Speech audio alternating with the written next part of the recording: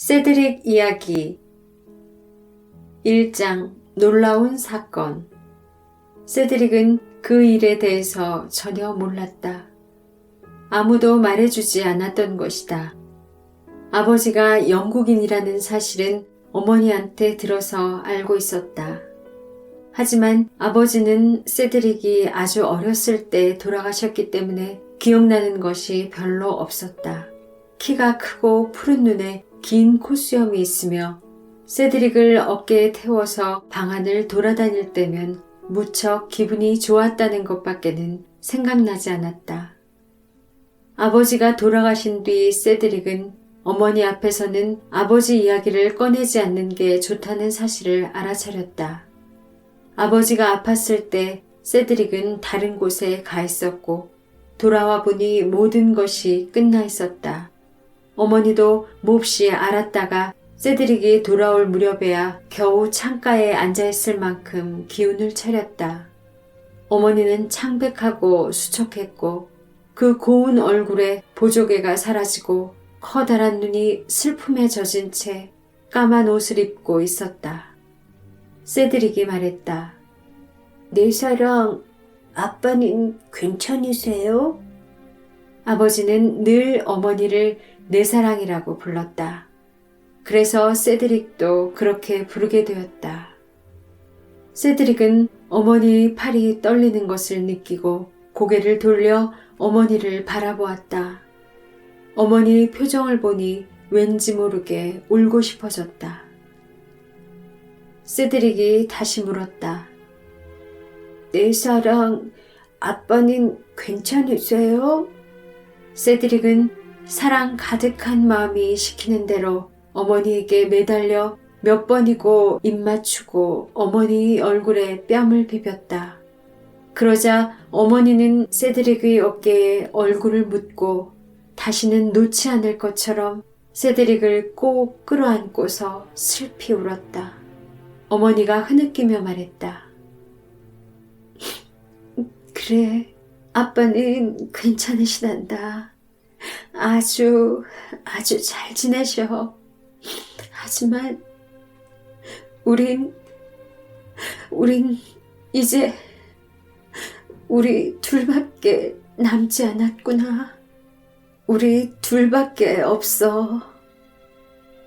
세드릭은 아직 어린아이였지만 키 크고 잘생긴 젊은 아버지가 다시는 돌아오지 않으리란 사실을 알아차렸다. 사람이 죽는다는 이야기를 들어봤기 때문에 아버지도 죽은 줄은 알았지만 대체 무엇 때문에 이렇게 슬픈지 정확히 이해하지 못했다. 아버지 이야기가 나올 때마다 어머니가 울었기 때문에 세드릭은 되도록 아버지 이야기를 하지 않는 게 좋겠다고 생각했다.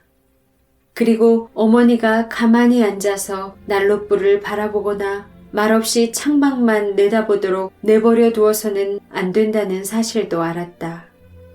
세드릭과 어머니는 아는 사람이 거의 없어서 쓸쓸할 법도 했지만 세드릭은 그게 쓸쓸한 것인지도 모르고 지내다가 나중에 좀 더 자라서야 집에 찾아오는 사람이 그토록 없는 이유를 알게 되었다. 세드릭의 어머니는 고아라서 세상에 의지할 사람 하나 없었다고 했다. 어머니는 무척 아름다웠다. 세드릭의 어머니는 어느 돈 많고 심술궂은 할머니의 말동무를 해주며 지냈는데 어느 날 세드릭 에롤데이가 그 집에 왔다가 어떤 아가씨가 눈물을 글썽이며 계단을 뛰어 올라가는 모습을 보았다. 에롤데위는 그 사랑스럽고 순수해 보이는 아가씨가 오는 모습이 잊혀지지 않았다. 그 뒤로 뜻밖의 일들이 많이 일어난 끝에 두 사람은 서로 잘 알게 되었고 사랑에 빠져 결혼했다. 하지만 그 결혼 때문에 몇몇 사람들에게 미움을 받게 되었다. 그 중에서도 영국에 사는 데위의 아버지가 가장 노여워했다. 데위의 아버지는 어마어마한 재산과 권력을 가진 귀족이었는데 성격이 몹시 괴팍하고 미국과 미국인이라면 치를 떨었다. 에롤 대위한테는 형이 둘 있었다. 에롤 대위네 집안은 큰 부자였지만 법적으로 재산과 백작 자귀는 맏아들이 물려받게 되어 있었다. 맏아들이 죽으면 둘째 아들이 상속자가 되었다. 그래서 에롤 대위는 그렇게 대단한 가문의 아들이지만 부자가 될 가능성은 거의 없었다. 그렇지만 신은 두 형들에게는 주지 않았던 재능들을 막내 아들에게 주었다. 막내인 에롤 대위는 얼굴이 아름답고 균형 잡힌 몸매가 멋지고 우아했으며 환한 미소와 쾌활하고 상냥한 목소리를 가지고 있었다. 게다가 용감하고 너그러웠으며 마음씨가 무척 착했고 누구한테나 사랑을 받았다. 하지만 두 형은 그렇지 않았다. 둘 다 잘생기지도 착하지도 영리하지도 않았다. 이튼 학교에 다닐 때에도 친구들 사이에서 인기가 없었다. 그리고 대학에 다닐 때에는 공부는 거들떠보지도 않고 돈이나 펑펑 쓰고 놀았으며 진정한 친구도 거의 없었다. 아버지인 백작은 두 아들 때문에 끊임없이 실망하고 자존심이 상했다.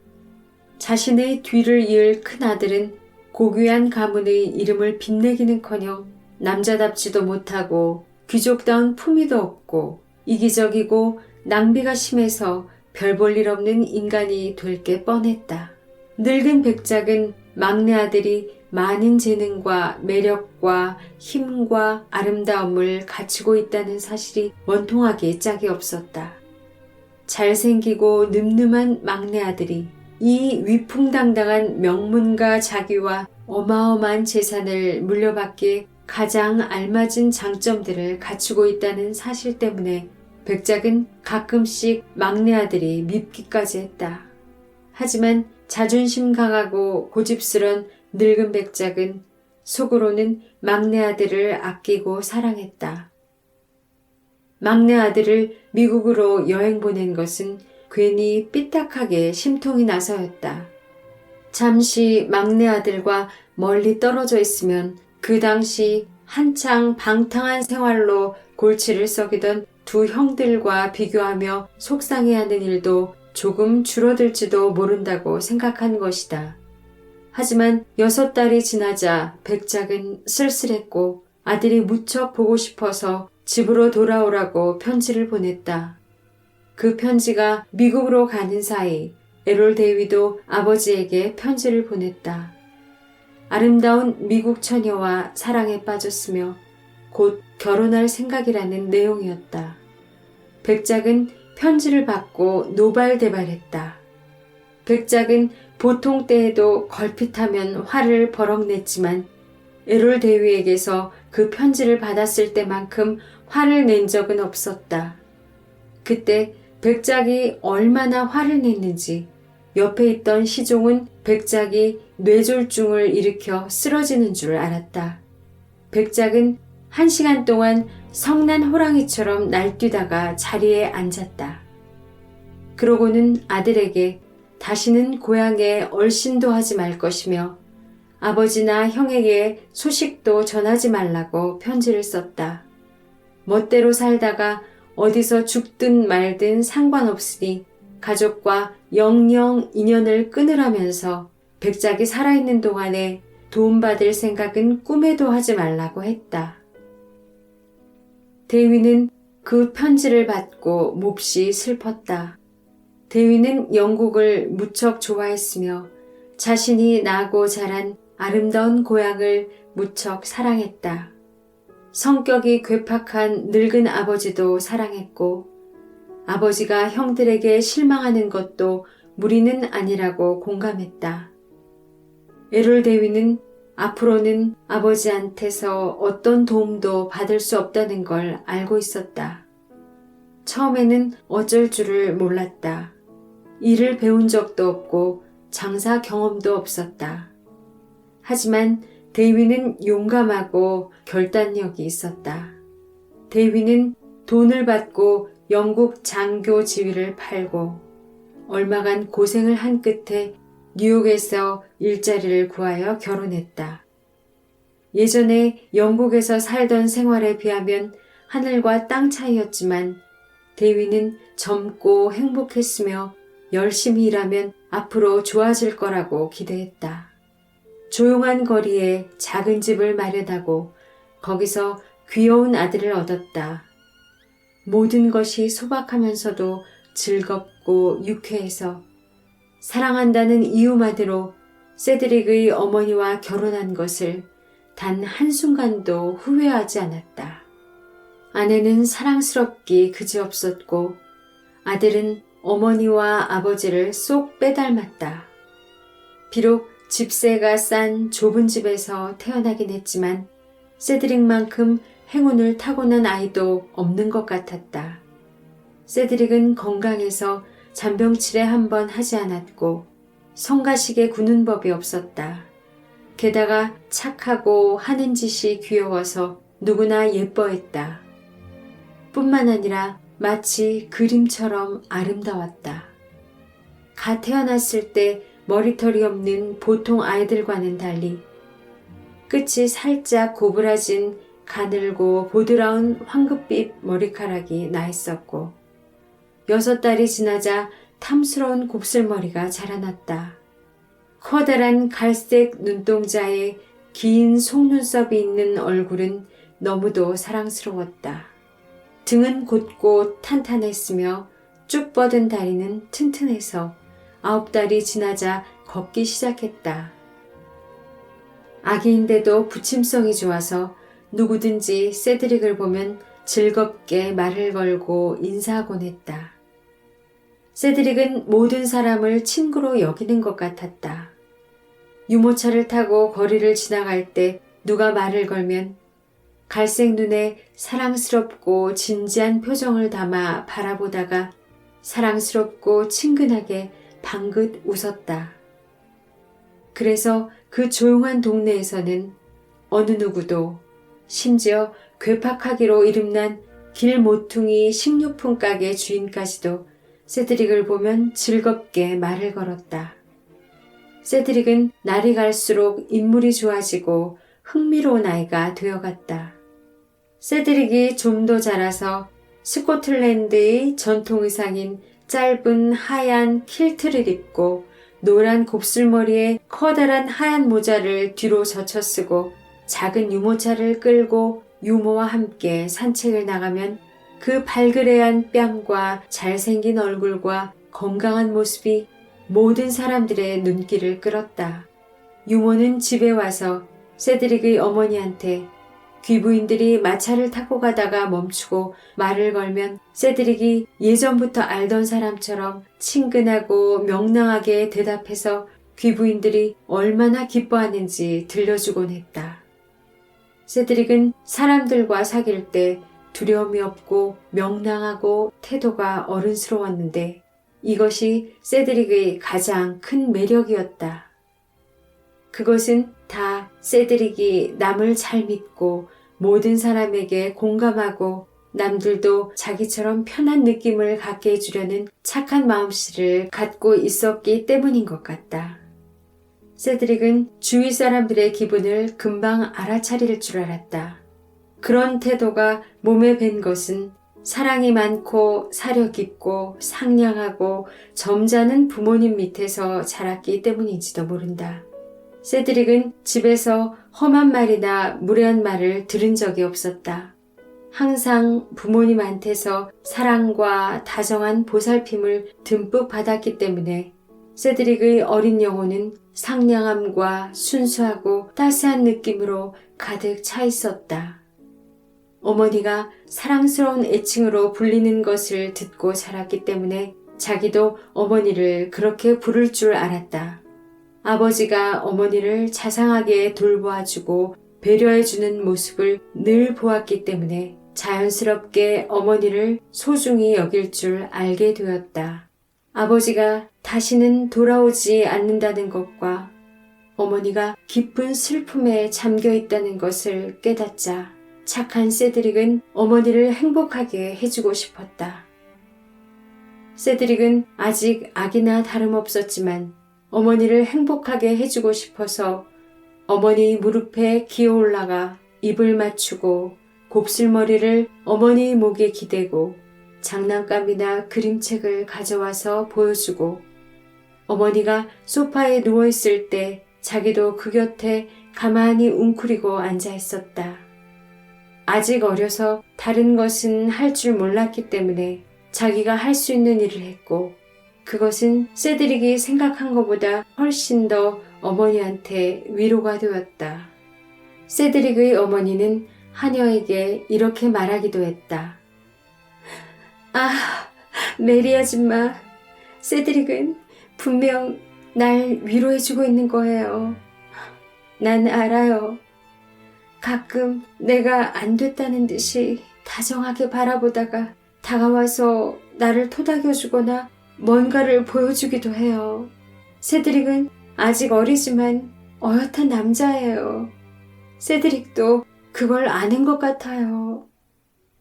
세드릭이 자라면서 종종 애어른 같은 행동을 하자 사람들은 무척 재미있어하고 흥미로워했다. 세드릭이 워낙 훌륭한 말벗이 되어주었기 때문에 세드릭의 어머니는 다른 말벗이 거의 필요하지 않을 정도였다. 어머니와 아들은 함께 산책하고 함께 이야기하고 함께 놀았다. 세드릭은 아주 어릴 때부터 글자를 배웠다. 세드릭은 저녁이면 날로 앞갈개에 엎드려 뭔가를 소리내어 읽곤 했다. 이야기책일 때도 있고 어른들이 읽는 큰 책일 때도 있고 신문일 때도 있었다. 세드릭이 뭔가를 읽을 때면 어머니가 아들의 애어른 같은 말에 즐겁게 웃는 소리가 부엌에 있는 메리 아줌마한테도 들렸다. 한 번은 메리 아줌마가 식료품 가게 주인한테 이런 말을 했다. 아, 정말이지. 세드릭 도련님이 어른처럼 굴 때는 누구라도 웃지 않고 못 베길 거예요. 게다가 그 옛날 사람 같은 말투라니. 대통령 선거 후보자들이 발표되던 그날 밤 도련님은 부엌에 와서는 손을 호주머니에 찌른 채 마치 그림 같은 모습으로 불가에 서 있었어요. 그러더니 그 천지단 얼굴이 마치 재판관처럼 심각해져서 이렇게 말하는 거예요. 메리 아줌마, 전 선거에 관심이 많아요. 나도 공화당원이고 내 사랑도 그래요. 아줌마도 공화당원이에요? 그래서 내가 그랬죠. 미안하지만 난 민주당원이랍니다. 그러자 도련님은 마음을 파고드는 표정으로 쳐다보더니 말했어요. 메리 아줌마, 그러면 우리나라는 망하고 말 거예요. 그 다음부터는 하루도 빠짐없이 나를 공화당원으로 만들려고 나랑 논쟁을 한답니다. 메리 아줌마는 세드릭을 무척 좋아하고 자랑스러워했다. 메리 아줌마는 세드릭이 태어날 때부터 그 집에서 일했다. 에롤 대위가 죽고 난 뒤에는 요리며 한여일이며 유모 등 온갖 일을 도맡아 했다. 메리 아줌마는 세드릭의 사랑스러운 행동들과 우아하고 튼튼한 몸, 특히 이마에서 살랑거리며 어깨까지 곱슬곱슬 드리워진 아름다운 금빛 곱슬머리를 무척 자랑스러워했다. 메리 아줌마는 기꺼이 아침부터 밤늦게까지 세드릭의 어머니를 도와 세드릭의 옷을 만들고 수선해 주었다. 메리 아줌마는 이렇게 말하곤 했다. 귀족 같지 않아요? 우리 잘생긴 도련님이 오본가에 나와 있으면 얼마나 근사한지 몰라요. 도련님이 마님의 낡은 가운으로 만든 까만 벨벳 치마를 입은 모습에 어른이나 아이나 눈을 떼지 못한답니다. 그리고 그 작은 머리를 쳐들면 곱슬머리가 바람에 나부끼며 반짝거리지요. 마치 귀족의 자제분 같아요. 세드릭은 자신이 귀족처럼 보이는 줄 몰랐을 뿐만 아니라 귀족이 뭔지도 몰랐다. 가장 친한 친구는 길모퉁이 식료품 가게 주인이었다. 그 아저씨는 성마른 사람이었지만 세드릭한테는 한 번도 화를 내지 않았다. 이름이 홉스 씨였는데 세드릭은 홉스 씨를 무척 존경하고 신처럼 우러러 보았다. 홉스 씨가 돈도 많고 힘 있는 사람인 줄 알았다. 홉스 씨네 가게에는 말린 자두와 무화과와 오렌지와 비스킷 등 먹을 것들이 많은 데다 말과 마차도 있었기 때문이었다. 세드릭은 우유 배달원과 빵집 주인과 사과 파는 할머니도 좋아했지만 홉스 아저씨를 가장 좋아했으며 무척 친해서 날마다 홉스 아저씨한테 놀러가 이따금 한참 동안 앉아서 여러 가지 문제를 토론하기도 했다. 둘은 놀라울 만큼 다양한 주제를 놓고 이야기했다. 독립기념일에 대해서도 이야기를 했는데 한번 이야기를 시작하면 끝이 없는 것 같았다. 홉스 씨는 영국인을 몹시 나쁘게 생각했고 미국 독립전쟁의 이야기를 하나도 빠짐없이 들려주었다. 못된 영국군들과 용감한 독립투사들이 나오는 애국심에 가득 찬 놀라운 이야기를 들려주고 독립선언문의 일부를 몇 번이고 되풀이해서 들려주었다. 그럴 때면 세드릭은 흥분해서 뺨이 발그레해지고 눈이 반짝반짝 빛났으며 곱슬머리를 마구 헝클어뜨렸다. 세드릭은 집에 가면 빨리 어머니한테 그 이야기를 들려주고 싶어서 저녁 먹을 때까지 기다리는 것이 힘들 정도였다. 세드릭이 정치에 관심을 갖게 된 것은 홉스 씨 덕분인지도 몰랐다. 홉스 씨는 신문 읽는 것을 좋아해서 세드릭은 워싱턴에서 벌어지는 일들을 많이 듣게 되었다. 홉스 씨는 대통령이 할 일을 제대로 하고 있는지 아닌지 말해주곤 했다. 한 번은 선거가 있었는데 이때 세드릭은 선거가 얼마나 중대한 일인지 알게 되었다. 홉스 씨와 세드릭이 없었으면 아마 미국은 망했을지도 모른다. 홉스 씨는 세드릭을 근사한 횃불 행렬에도 데려다 주었는데 횃불을 들고 가던 많은 사람들은 뒷날 가로등 옆에서 뚱뚱한 사내가 모자를 흔들며 소리치는 잘생긴 꼬마 남자애를 어깨에 태우고 있던 모습을 기억했다. 선거가 끝나고 얼마 뒤 세드릭이 7살쯤 되던 어느 날 세드릭의 인생을 완전히 바꾸어 놓을 만한 놀라운 일이 일어났다. 게다가 신기하게도 그날따라 홉스 씨와 세드릭은 영국과 여왕에 대해 이야기했는데 홉스 씨는 귀족들을 호되게 비난했으며 특히 백작과 후작에 대해 몹시 화를 냈다. 그날은 몹시 더웠다. 오전에 세드릭이 친구들과 병정놀이를 하고 나서 아저씨네 가게에 쉬러 왔을 때 홉스 씨는 일러스트레이티드 런던 뉴스에 실린 궁정의식 사진을 사납게 노려보고 있었다. 홉스 씨가 말했다. 지금은 제멋대로 하라고 해.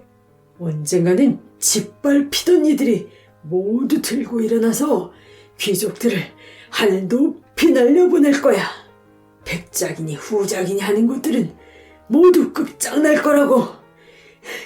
곧 그렇게 될 테니 조심해야 할걸. 세드릭은 늘 그랬듯이 모자를 뒤로 젖혀쓴 채 홉스 씨에 대한 존경의 표시로 호주머니에 손을 넣고 등받이 없는 높은 의자에 앉아 있었다.